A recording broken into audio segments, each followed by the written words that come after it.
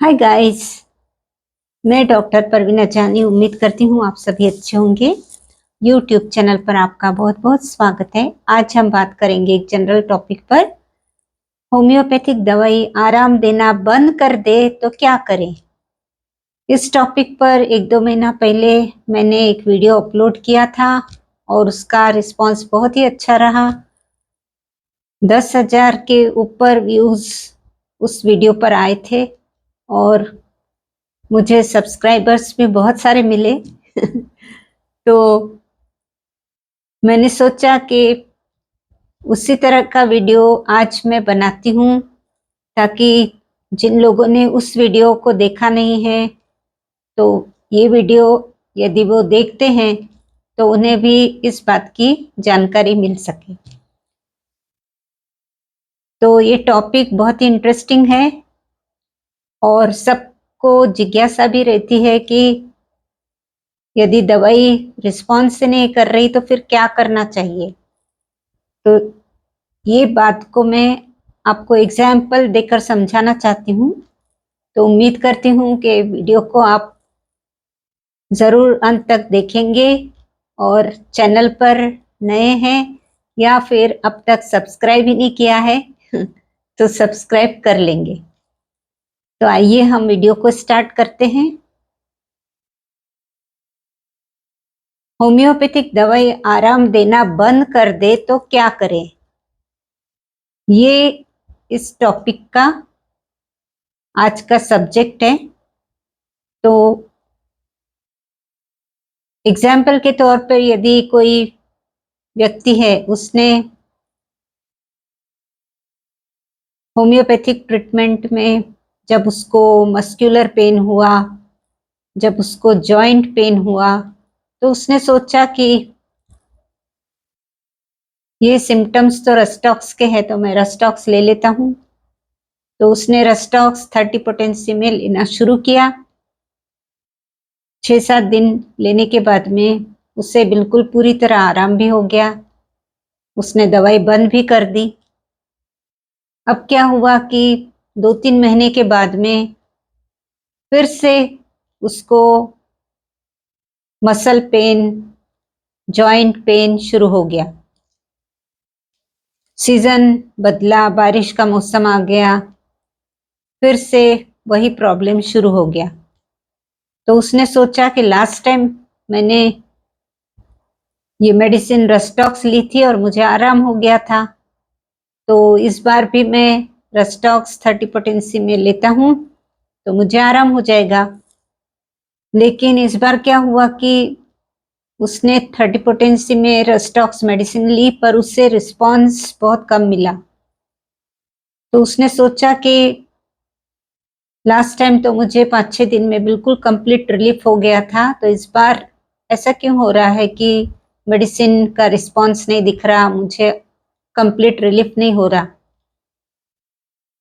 तो ये सवाल और ये सिचुएशन आने के बाद में मन में यही सवाल खड़ा होता है कि क्या होम्योपैथी काम नहीं कर रही है क्या। और पेशेंट को समझ में भी नहीं आता, तो पेशेंट मेडिसिन चेंज करने की भी सोचता है। लेकिन ऐसी सिचुएशन में मेडिसिन चेंज करने की ज़रूरत नहीं रहती, क्योंकि होम्योपैथी का बेस यही है कि मेडिसिन के सिम्टम्स और पेशेंट के सिम्टम्स दोनों एक दूसरे से यदि पूरी तरह मैच होते हैं तो मेडिसिन काम करती है, फायदा होता है। तो यदि पेशेंट के सिम्टम्स बिल्कुल रस्टॉक्स से मिलते हैं तो उसे मेडिसिन को चेंज करने की बिल्कुल भी ज़रूरत नहीं है। वो मेडिसिन की पोटेंसी चेंज करने की ज़रूरत है, क्योंकि 30 पोटेंसी काम नहीं कर रही है। लेकिन सिम्टम्स तो रस्टॉक्स के ही है, क्योंकि रस्टॉक्स का जो पेशेंट होता है उसे सुबह सुबह मॉर्निंग में तकलीफ होती है, जॉइंट पेन में स्टिफनेस रहता है, दर्द रहता है, और जैसे जैसे वो मूवमेंट करता है वैसे वैसे उसे आराम मिलता है। तो ये ही सिम्टम्स यदि उस पेशेंट में दिखाई देते हैं तो उसे रस्टॉक्स ही लेना होगा, लेकिन 30 पोटेंसी न लेते हुए उसे पोटेंसी को बढ़ाना होगा। और वो 200 पोटेंसी में यदि रस्टॉक्स लेता है तो उसे उसका रिस्पॉन्स दिखाई देता है। एकदम से 1 ml लेने की भी जरूरत नहीं है, आप धीरे धीरे पोटेंसी बढ़ा सकते हैं। तो इस तरह से ये एक्यूट केस की बात हुई, क्योंकि एक्यूट केस में पोटेंसी पहले 30 पोटेंसी ही सेफ रहती है, इसलिए हमेशा ही डॉक्टर्स लोग भी एडवाइस करते हैं कि 30 पोटेंसी की मेडिसिन लो। और उसके बाद में यदि वो रिस्पॉन्स नहीं करती है और सिम्टम्स तो मेडिसिन से मैच होते हैं, तो आपको मेडिसिन चेंज न करते हुए मेडिसिन की पोटेंसी चेंज कर लेना चाहिए। तो इस तरह से ये एक्यूट केस में आपका ये जो कंफ्यूजन है वो मैं सोच रही हूँ कि दूर हो गया होगा।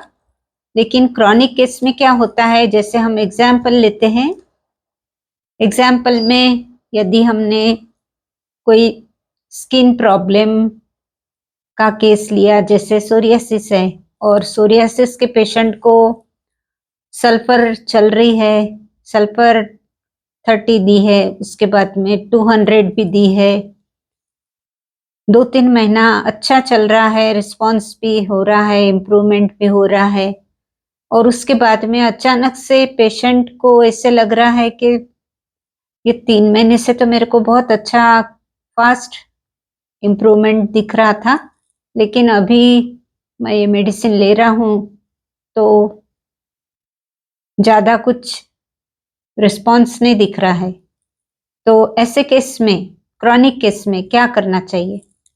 तो क्रॉनिक केस में पेशेंट कुछ भी नहीं कर सकता, क्योंकि जब क्रॉनिक केस है तो पेशेंट को अपना केस डॉक्टर को सौंप देना चाहिए, डॉक्टर से कंसल्ट करना चाहिए। और यदि क्रॉनिक केस है, लंबी बीमारी है, तो बेहतर होता है कि आप डॉक्टर से कंसल्ट करें और मेडिसिन और अपना ट्रीटमेंट करवाएं। तो क्रॉनिक केस में फिर 200 भी काम नहीं कर रही है, तो डॉक्टर क्या करता है, उसके साथ साथ में इंटरकरेंट मेडिसिन का सिलेक्शन करता है। इंटरकरेंट मेडिसिन मीन्स ये जो सल्फर 200 उसकी चल रही है, उसको पुश करने के लिए और भी कोई मेडिसिन देता है साथ में, वो भी सिंगल डोज देता है, ताकि ये मेडिसिन चल रही है उसके साथ साथ में उसको पुश करके वो मेडिसिन काम करना शुरू कर दे। तो इस तरह से जो इंटरकरेंट मेडिसिन का सिलेक्शन करते हैं डॉक्टर, वो पेशेंट नहीं कर सकते, क्योंकि उसमें पेशेंट का जो केस है वो पूरा डिटेल में देखना पड़ता है, और उसके बेस पर उसका पूरा हिस्ट्री लेने के बाद में, उसका फैमिली हिस्ट्री लेने के बाद में देखना पड़ता है कि उसे कौन सी इंटरकरेंट मेडिसिन देना चाहिए। जैसे कि स्किन डिसीज है, सोरियासिस चल रहा है, सोरियासिस का मेडिसिन चल रहा है, जैसे सल्फर चल रही है, तो सल्फर मेडिसिन के बाद में आप दे सकते हैं ट्यूबरकुलिनम, जैसे नोसोड्स रहते हैं, या फिर कैंसर पर कुछ मेडिसिन चलती है। तो ऐसे केस में मेडिसिन, इंटरकरेंट मेडिसिन डॉक्टर ही सिलेक्ट कर सकते हैं, क्योंकि उसके लिए पूरा कंप्लीट केस टेकिंग लेना पड़ता है, फैमिली हिस्ट्री, जो उनकी बीमारी का जो हिस्ट्री है, फैमिली में किसी को कोई बीमारी है, वो सारा पूछने के बाद में ही इस तरह से ट्रीटमेंट होता है। तो ये वीडियो बनाने का मतलब यही था कि ऐसा आपको बिल्कुल भी समझना नहीं चाहिए कि होम्योपैथी वर्क ही नहीं कर रही है, या फिर होम्योपैथी रिस्पॉन्स नहीं दिखाती है।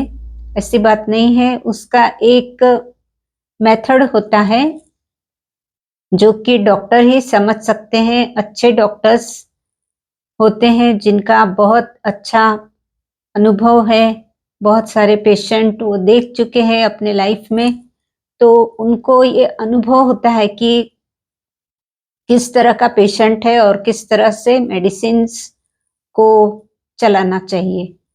तो कंप्लीट रिकवरी बिल्कुल पॉसिबल होती है। तो इस तरह से ये वीडियो मैंने आपको जानकारी के तौर पर बनाकर आपके सामने प्रस्तुत किया है। तो उम्मीद करती हूँ कि आप गौर करेंगे और जानकारी हासिल करेंगे। तो वीडियो को शेयर कीजिए, लाइक कीजिए, कमेंट कीजिए और चैनल पर यदि नए हैं या फिर अब तक सब्सक्राइब नहीं किया है तो अभी सब्सक्राइब कर लीजिए। पिछली बार मैंने इसी टॉपिक पर वीडियो बनाया था, मुझे बहुत अच्छा रिस्पांस मिला था, उसके लिए आप सभी का धन्यवाद है। और सब्सक्राइब जो लोग मुझे करते हैं उनका भी बहुत बहुत शुक्रिया करती हूँ। तो मिलते हैं फिर अगले वीडियो के साथ में, तब तक के लिए आप अपना ध्यान रखिए। धन्यवाद।